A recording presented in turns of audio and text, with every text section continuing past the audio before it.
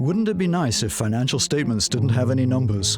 While financial statements are essential to showing the health of a company, it can be hard to make sense of all those numbers, until now.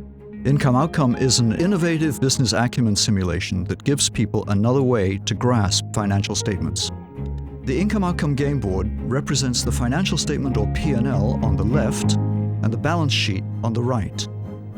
The income statement tracks sales at the top, less the costs and expenses being paid out, giving the profit at the bottom of the board. The right side of the board represents the balance sheet. The balance sheet shows what you have in the business, assets, and where the funding for those assets came from, equity and debt.